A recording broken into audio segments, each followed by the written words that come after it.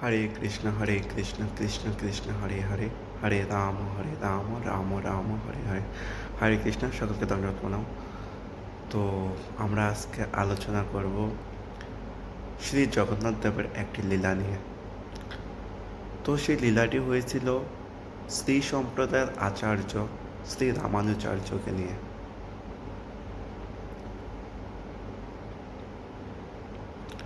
তো চলুন আমরা জেনে নিই সেই লীলাটি। তো একবার রামানুজাচার্য দ্বাদশ শতাব্দীতে, অর্থাৎ 1101 সাল থেকে 1200 সাল পর্যন্ত যে সময়টি, সেই সময়টিকে বলা হয় দ্বাদশ শতাব্দী। তো সেই দ্বাদশ শতাব্দীতে শ্রী রামানুজাচার্য একবার পুরী ধামে ভগবান জগন্নাথ দেবকে দর্শন করতে গিয়েছিলেন। শ্রী রামানুজাচার্য ছিলেন শ্রী সম্প্রদায়ের আচার্য এবং সকলেই শ্রী রামানুজাচার্যকে একজন মহান বৈষ্ণব এবং জ্ঞানী পণ্ডিত হিসাবে জানতেন। বিদগ্ধ জ্ঞানী ব্যক্তি ছিলেন। তো শ্রী রামানুজাচার্য বিশিষ্ট অদ্বৈতবাদ দর্শন প্রচার করতেন। তো যখন রামানুজাচার্য পুরী ধামে ভগবান জগন্নাথ দেবকে দর্শন করতে গিয়েছিলেন, তখন সেই সময়কার রাজা ছিলেন রাজা গঙ্গদেব। তখন উড়িষ্যা তিনি শাসন করতেন। রাজা গঙ্গদেব উড়িষ্যা শাসন করতেন সেই সময়তে। তো সেই রাজার উপর রামানুজাচার্যের অনেক প্রভাব ছিল।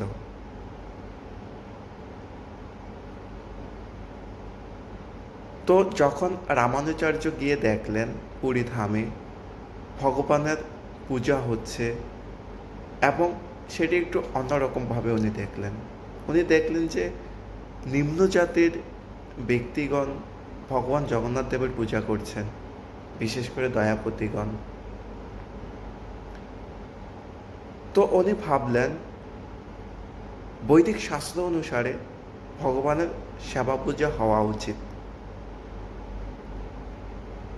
তো তিনি সিদ্ধান্ত নিলেন পুরী ধামে জগন্নাথ দেবকে যেভাবে পূজা পদ্ধতি চলছিল সেটিকে পরিবর্তন করবেন। তো তিনি সেখানে রাজা এবং পুরী ধামের যে পাণ্ডারা ছিলেন, পূজারীরা ছিলেন, তাদের সঙ্গে আলোচনা করলেন এই বিষয়ে। তিনি বললেন যে এইরকমভাবে ভগবানের সেবা পূজা হওয়া উচিত নয়। বৈদিক শাস্ত্র অনুসারে ভগবানের সেবা পূজা হওয়া উচিত। তো আমি এক নতুন পূজা পদ্ধতি আরম্ভ করতে চাই। তো সেই নতুন পূজা পদ্ধতি নিয়ে সেই রাজাকে অনেক যুক্তি দেখালেন, অনেক পরামর্শ দিলেন। তখন সেই রাজা সম্মত হলেন। যেহেতু রামানুজাচার্য একজন মহান আচার্য, উনি পূজা পদ্ধতি পরিবর্তন করবেন, তো রাজা মেনে নিলেন। কিন্তু যারা পূজারী ছিলেন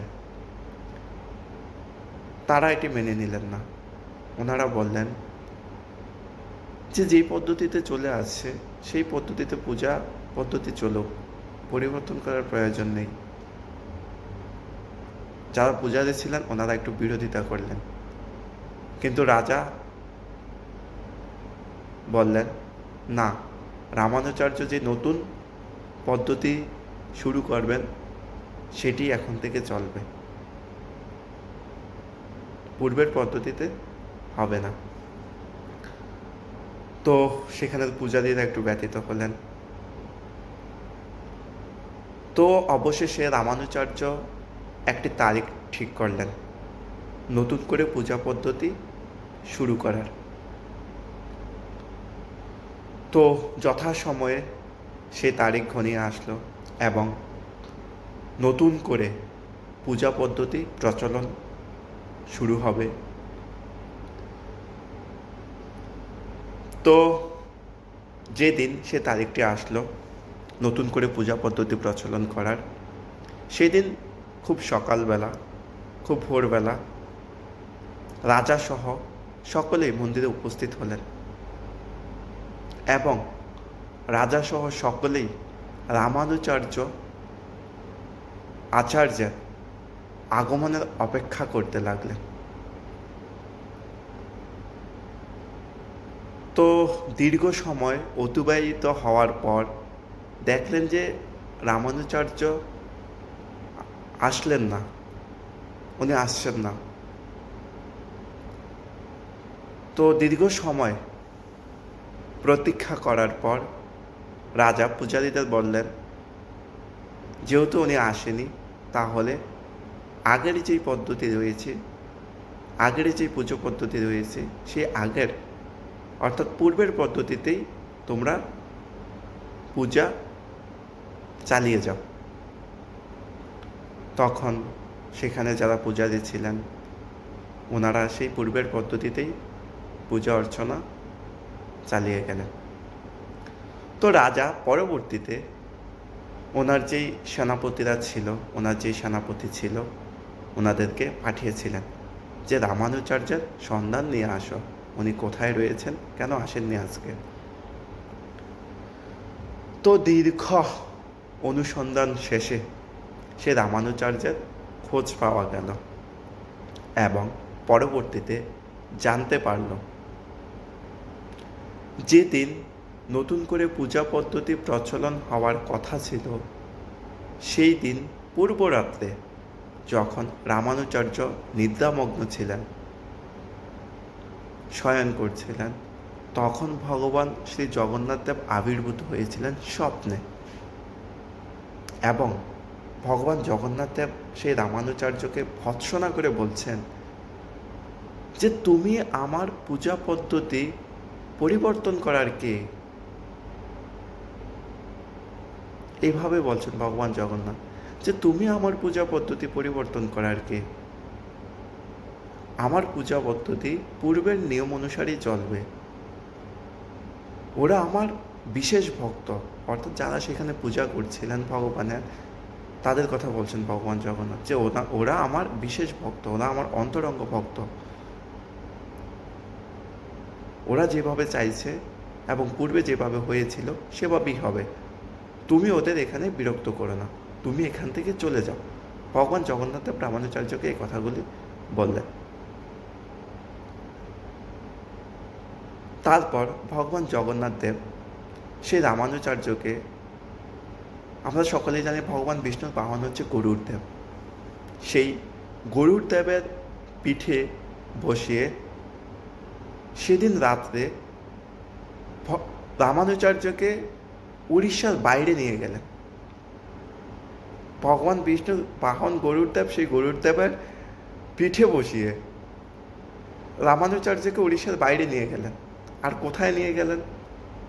দক্ষিণ ভারতের কুর্মক্ষেত্র নামক একটি জায়গায়। এবং পরদিন সেই রামানুচার্যকে দক্ষিণ ভারতের কুর্মক্ষেত্র নামক জায়গায় পাওয়া গেল। তো এই হচ্ছে ভগবান জগন্নাথ দেবের সঙ্গে রামানুচার্যের লীলা। রামানুচার্য চেয়েছিল ভগবান জগন্নাথ দেবের পূজা পদ্ধতি পরিবর্তন করার, কিন্তু ভক্তগণ সেটি চাননি। আর তাই ভগবান স্বপ্নে আবির্ভূত হয়ে বললেন যে তুমি কে এই পূজা পদ্ধতি পরিবর্তন করার, তুমি এখান থেকে চলে যাও, ওরা আমার অন্তরঙ্গ ভক্ত, ওরা আমার প্রিয় ভক্ত, ওদের বিরক্ত করো না। তো সেজন্য ভগবান জগন্নাথ নিজে রামানুচার্যকে গরুরের পিঠে চড়িয়ে উড়িষ্যার বাইরে দক্ষিণ ভারতের কুর্মক্ষেত্র নামক জায়গায় নিয়ে গেলেন। তো চমৎকার না লীলাটি? তো এরকম আরও অনেক লীলা রয়েছে। তো আপনারা এই সব চমৎকার লীলা অধ্যয়ন করার জন্য শ্রী জগন্নাথ দেব লীলা কথামৃত গ্রন্থটি অধ্যয়ন করবেন। সেখানে বিস্তারিতভাবে আরও অনেক অনেক লীলা রয়েছে, আপনারা অধ্যয়ন করে আনন্দ উপভোগ করতে পারেন এবং অন্যদের সঙ্গে বলেও আনন্দ নিতে পারেন। তো এই লীলাটি ভালো লাগলে আপনারা শেয়ার করবেন, লাইক করবেন এবং কমেন্ট করবেন পরবর্তী লীলা উপস্থাপন করার জন্য।